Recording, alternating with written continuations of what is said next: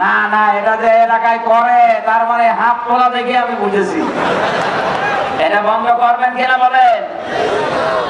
আরে ভাই আওয়াজ তো দেবেন, বন্ধ করবেন কিনা? হ্যাঁ, এই অপচয় রোধ না করলে আপনি নিজে একদিন শয়তান হয়ে যাবেন। শয়তান মাথার ভেতরে সব সময় খেয়ালটা দিয়ে রাখবে যে উলঙ্গ নাচ দেখ ভালো লাগবে, অর্ধ উলঙ্গ মহিলার দিকে তাকা ভালো লাগবে, পেটের দ্বারা চোখের জেনা, মনের জেনা, জেনা করতে করতে একদিন আপনি জেনাকার হয়ে যাবেন। কোরআনে কারীম জানিয়েছে ইন্নাল্লাযীনা ইউহিব্বুনা আন তাশিআল ফাহিশাতু লিল্লাযীনা আমানু আল্লাহ পাক বলেন দুনিয়াতে সবচাইতে বেশি শয়তান ভালোবাসে ও পছন্দ করে ও চায় যে মুমিন সমাজের ভেতরে এই উলঙ্গপনা ছড়িয়ে যাক। বলেন নাউজুবিল্লাহ। এটা আমাদের উচিত হচ্ছে অপচয়টা রোধ করা। আমরা যে শুনি এখন শয়তানের ধোঁকায় পড়ে এই কাজ করছি, আজকে থেকে জীবনের মতো তওবা করবেন, যত কষ্ট হোক আমি আর এই লাইনে যাব না, দরকার হয় রোজা থাকবো। এই কথা বলেন না কেন? দরকার হয় আপনি সামনে বেসাত করবেন, 2-3 দিন একাধারে রোজা রাখবেন, তখন এমনি ডাউন হয়ে যাবেন। এই কথা বলছেন না কেন?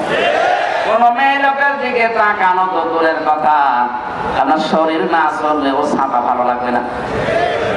এই জন্য আমরা বাঁচতে চাই। অপচয় যারা করেন তারা কি? আরো জোরে। আপনি যে শয়তানি খুঁজে পান না, এই 15.5 বছর তো আমি তো সারে দেখতাম, আরে শয়তান খুঁজে পাইনি মানে? অপচয় করা যাবে না। আমি আজকে যেখানে দুপুর বেলা ছিলাম, এই যে মাইকটা মুছতে আর আমার শরীরে যে ঘাম, এটা মশার জন্য একটা টিস্যু হলেই হয়ে যায়। ও দেখলাম 4-5টা টিস্যু বের করে আমার হাতে, না এটা ঠিক হয়, এটা অপচয়। আরে ভাই একটা টিস্যু হলে তো আমার মুখ মশা, এটা মশা হয়ে যায়, আপনি 4টা-5টা টিস্যু নষ্ট করেন কোন কারণে? আল্লাহ রাব্বুল আলামিন শুধু এই ফাতওয়াটা দিয়ে শেষ করে দেননি, তিনি দেখিয়েছেন আমাদেরকে যে আমি কিন্তু অপচয় করি না। এই যে আমাদের যে পিত্ত থলিতে পিত্ত রস পড়ে, খাবারগুলো যখন আমরা খাই, এই খাবারের নির্যাস থেকে এই রসটা তৈরি হয়, খুব দামি জিনিস। আল্লাহ পাক এই যে আমাদের ভেতরে একটা কম্পিউটার এখানে সেট করেন, আমি দেখাচ্ছি। এই খাবারের আসল নির্যাস গুলো আপনি যাই খান, একটা নির্যাস বের হয়, এটা থেকে ওই পিত্ত রসটা তৈরি হয়। ওটা ফোঁটা ফোঁটা ওই খাবারের উপরে পড়তে থাকে, যতক্ষণ খাবার পেটে থাকবে ততক্ষণ ফোঁটা ফোঁটা ফোঁটা পড়বে। খাবার যদি পেটে না থাকে, যেহেতু ওটা দামি জিনিস, আল্লাহ অটোমেটিক এই মুখটা বন্ধ করে দেয়। আল্লাহ বলেন বান্দারা আমি যে অপচয় করি না তার প্রমাণ তোর দেহ, একটু কম্পিউটারের ভেতরে তুই দেখ আমি আল্লাহ কিভাবে এই রসটা কেউ কিন্তু ওখানে বসে নেই, কেউ ওখানে বসে বসে ওটা বন্ধ করার জন্য, মুখ এড়ে দেওয়ার জন্য নেই। আমি আল্লাহ যেহেতু অপচয় করি না, অপচয় অপছন্দ করি, যারা অপচয় করে তারা শয়তানের ভাই বলে আখ্যা দিয়েছি। আমি যদি নিজে না করি তাহলে কেমন হয়? এখানে দুনিয়ার কোন জায়গায় দেখবেন আল্লাহ কোনো অপচয় বলেন না কেন? আপনি বৃত্ত রসটা কম্পিউটারের মাধ্যমে দেখতে পাবেন, শুধুমাত্র আসতেই থাকবে আসতেই থাকবে। হ্যাঁ, খাবার থাকা লাগবে পেটে, ওটা হজম করার জন্য এটা দরকার। খাবার না থাকলে দেখবেন অটোমেটিক মুখটা বন্ধ হয়ে গেছে। কেউ বন্ধ করেনি, করেছে কে? আরো ধরে বলেন কে? সুতরাং যারা অপচয় করেন, শরীরের অপচয়, পরিবারের অপচয়, আর যারা নিজের স্ত্রীকে সৌন্দর্য মানুষকে দেখান, এটা তার শরীরের অপচয়। আপনি জানেন কত লোক দৃষ্টি তার উপরে পড়ে, ওই দৃষ্টি পড়ার কারণে ওর পেটে যে সন্তান, ওর উপরে পর্যন্ত আসর পড়ে। যে খাবারগুলো আপনি এনে দেন বাইরে থেকে, ওটা যদি সত্যি হালাল খাবার না হয়, হালাল টাকার খাবার না হয়, ওই প্রভাব আপনার সন্তানের মেধার উপরে পড়ে। অনেকে বলে হুজুর দোয়া করেন ছেলে যেন আব্দুল কাদের জেলানির মতো হয়, এমনি হবে? আব্দুল কাদের জেলানির জীবনী পড়েন, তার মাকে একদিন ডাক দিয়ে বলে, ও মা তুমি সত্যি করে বলো দেখি, আমাকে পেটে রাখা অবস্থায় তুমি কোনো হারাম কাজ করেছো কিনা? মা বলে, জেলানি কি বলিস? আমি যা পড়ি আমার মনে থাকতে চাই না, আমার মনে হয় তুমি আমাকে পেটে নিয়ে কোনো হারাম কাজ করেছিলে। ওই প্রভাব মনে হয় আমার প্রেমাম আমার মেধার উপরে পড়েছে, এই কারণে আমার পড়া মনে থাকে না। তুমি বলো সত্যি করে, আমি বলতাম না, মা হিসাবে তোমাকে বলা লাগবে। হযরত আব্দুল কাদের জিলানীর মা ফাতিমা রাহমাতুল্লাহ আলাইহি, তিনি ডাক দিয়ে বলে, সন্তান এমন কথা বললি, জীবনে আমি তোকে পেটে নিয়ে কোনো হারাম কাজ করেছি আমার মনে নেই, তবে একটা কথা আমার মনে আছে, আমার পেটে যখন তোর বয়স 9 মাস, কত মানুষ পেটের ভেতরে 6 মাস থেকে এই খাবারের উদ্রেক দেখা দেয়। 6 মাসের পরে একটা মানুষ খাবার খাওয়া শেখে পেটের ভেতরে, আমার আল্লাহ পাক তাকে ওখান থেকে খাবারের ব্যবস্থা করে।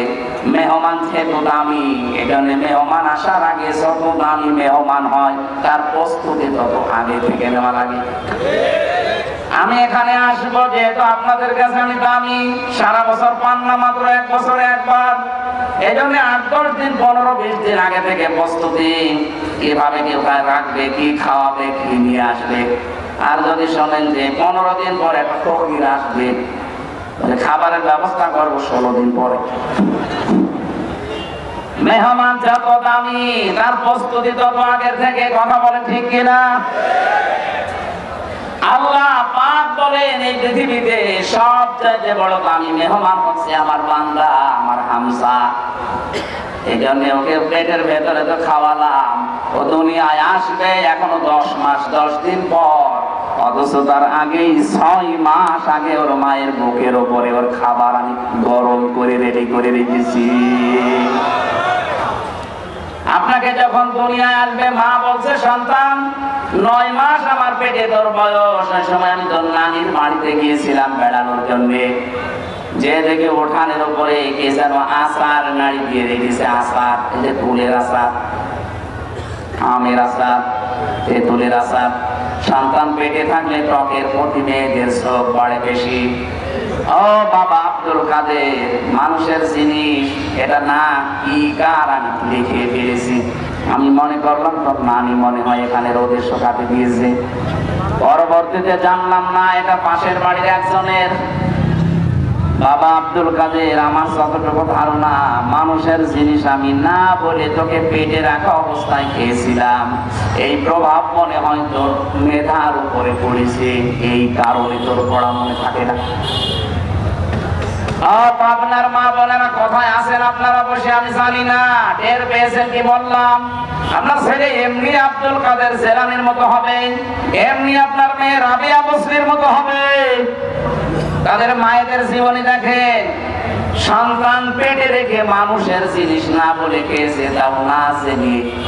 এই প্রভাব যদি সন্তানের মেধার উপরে পড়ে, এখন আপনি আপনার স্ত্রীকে যা করাচ্ছেন, যা খাওয়াচ্ছেন, এই প্রভাব তার মেধার উপরে পড়বে না। কি জন্মাবে সে? এ দোষ তো শুধু ওনার একা না, আপনার দোষ আছে। আপনি কেন আপনার সুন্দরী বউকে মানুষকে দেখাবেন? এ পৃথিবীতে যত সুন্দরী মানুষকে আল্লাহ বানিয়েছিলেন, হযরত হাওয়া আলাইহিস সালাম, তার চেহারার মতো চেহারা দুনিয়ায় কারো নেই, কিয়ামত পর্যন্ত হবেও না। কিন্তু তিনি কোনোদিন আপনার মতো রূপ সৌন্দর্য প্রদর্শন করে বেড়াননি। এখন বলে দেখেন, এটা যদি দেখানো যায় থাকতো তাহলে হযরত হাওয়া আলাইহিস সালাম দেখিয়ে বেড়াতেন। আপনার স্ত্রী সুন্দর, আপনি দেখবেন না, আরো মানুষকে দেখান, আরো মজা পান যে হ্যাঁ ভালোই লাগছে, ভালো লাগছে। কি হচ্ছে আপনি জানেন? এ প্রভাব পড়ছে চোখের লোলুপ দৃষ্টি দিয়ে, কথা বলেন ঠিক কিনা? আগের কাজ যাই হয়েছে, এখন থেকে আমরা যেন থেকে যাই। আমার সৌন্দর্য দেখার একমাত্র হকদার আমার স্বামী।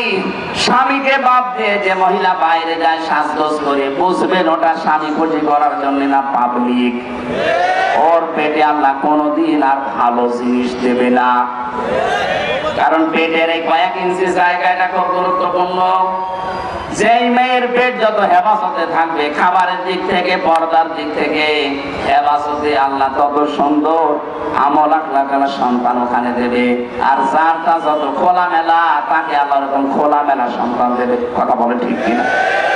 আল্লাহ মেয়েদেরকে এটা যেন বোঝার তৌফিক দেন, বলেন আমিন। আমি বলছিলাম যারা অপচয় করেন তারা শয়তানের ভাই। এই জন্য তাগুত আপনাকে ছাড়া লাগবে, মানে যারা অপচয় করে তাদের ছেড়ে দেওয়া লাগবে। এ বাংলাদেশে যারা অপচয় করে আপনি টের পান না কারা? আমি নাম নাই নিলাম, আপনি তো বুঝে ফেলেছেন। যারা অপচয় করবে, ও যদি আওয়ামী লীগ করে, বিএনপি করে, জামাত ইসলাম করে, না আমি ওর সাথে আর নেই, দরকার একা থাকবো, একা বলছে না। অপচয় করে তার মানুষই নেই, ও কি আরো জোরে। এখানে কেউ যদি ঈমান আনতে চান তার প্রথম পূর্ব শর্ত আপনাকে তাগুত ছেড়ে দেওয়া লাগবে। তাগুতের প্রথম অর্থ কি? আরো জোরে বলেন। তাগুতের 2 নাম্বার অর্থ কি? আল্লাহ পাক বলেন নিজে আল্লাহকে মানে না, অন্য কেউ আল্লাহর বিধান মানবে, মানতেও দেয় না, এটা শয়তান। এটার নাম হচ্ছে তাগুত। এ বাংলাদেশে এটা এখন বেশি। নিজে তো মানতেই 15 বছর তো আরো বেশি ছিল। নিজে তো আল্লাহ কোরআন শোনে না, অন্য কেউ শুনবে, শুনতেও দেবে না। তাগুত আপনি খুঁজেই পান না। এরকম সম্পর্ক যাদের সাথে আছে এইটা বাদ দেওয়া লাগবে আগে। এরপরে যদি বলেন লা ইলাহা ইল্লাল্লাহ, বলেন লা ইলাহা ইল্লাল্লাহ,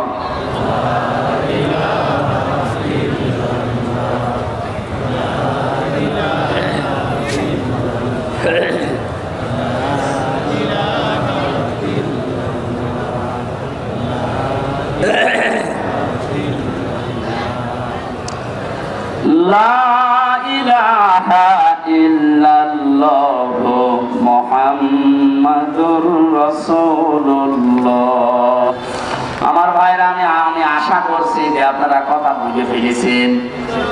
তাহলে ঈমান যদি আনতে হয় তাগুত ছেড়ে দেওয়া লাগবে। ওটা যদি আমার বাবা হয় কি? কোরআনে কারিমে সূরা তাওবার ভেতরে আছে, রব্বুল আলামিন আমাদেরকে হুঁশিয়ার করেছেন, ইয়া আইয়ুহাল্লাযীনা আমানু লা তাত্তাখিযু আবাকুম ওয়া ইখওয়ানাকুম আউলিয়া ইস্তাহাব্বুল কুফরা আলাল ঈমান। ওহে যারা ঈমানের দাবি করো তাদেরকে বলছি, লা তাত্তাখিযু, তোমরা ধরবা না, গ্রহণ করবা না, আবাকুম তোমাদের বাবাকে, বা ইখওয়ানাকুম তোমাদের ভাইকে। এটা দলীয় ভাই হতে পারে, এটা নিজের আপন ভাই হতে পারে, চাচাতো, মামাতো, খালাতো, ফুফাতো ভাই হতে পারে। এদিকে তাকান, যত রকমের ভাই দুনিয়ায় আছে, বড় ভাই, মেজ ভাই, ছোট ভাই। অনেকে ঘর বানাতে গেলে একদল লোক এসে বলে বড় ভাই পাঠিয়েছে, এরকম ভাই নেই? আপনার মনে হয় নেই? এই দলকে কিছু দিয়ে দেবেন, কিছুদিন পরে বলবে আর এক দল এসে ছোট ভাই পাঠিয়েছে। আরে ভাই দিলাম যে সেদিন বড়টা বড় ভাই, এটা ছোট ভাই। এটা কোন ভাই? কোন ভাই? ছোট ভাই বসেন তো, কোন কাজ নেই। ছোট ভাই চেহারা এমন, মাথায় প্যান দাঁড়ায় না। এরকম ছোট ভাই দেশে ছিল না? 15.5 বছর আরো বেশি ছিল। সামনে যেন এরকম ছোট ভাই বড় ভাই আর তৈরি না হয়। যদি কোন জায়গায় মাথা ছাড়া দিয়ে এরকম ছোট ভাই, মেজ ভাই, ছোট ভাই, মেজ ভাই, বড় ভাই আসে, জায়গায় দাঁত খুলে ফেলবে। কোন ছোট ভাই, বড় ভাই, মেজ ভাই নেই। এক কথা বলেন না কেন? আমির জামাত ডক্টর শফিকুর রহমান ঘোষণা দিয়েছে, দেশে যদি ইসলাম আসে সাদাবাজি তো বন্ধ হবে। কেউ যদি সাদাবাজির নাম করে ওর দাঁত একটাও থাকবে না। এই গ্যারান্টি মানুষের মনে ধরে না। কথাকার পর শয়তান এসে আন্দাজে এক লাভ দেয়, সেখানে আপনি সঠিক। এই জন্য তো অবস্থা আমাদের এত দূরে। আপন ভাই হলেও মানা যাবে না,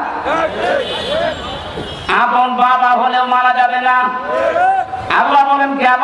ইস্তাহাব্বুল কুফরা আলাল ঈমান, ওরা যদি ঈমানের পরিবর্তে কুফরিকে বেশি ভালোবাসে তাহলে ওদেরকে বন্ধু রূপে, আপন রূপে নেওয়া যাবে না। আমার আপন ভাইয়ের সাথে আমি ভালো ব্যবহার করি, এই জন্য আমার আখিরাত যেন তৈরি হয়। আমার বাবার সাথে আমি ভালো ব্যবহার করি, এই জন্য আমার আখিরাত যেন তৈরি হয়। পাবনাবাসী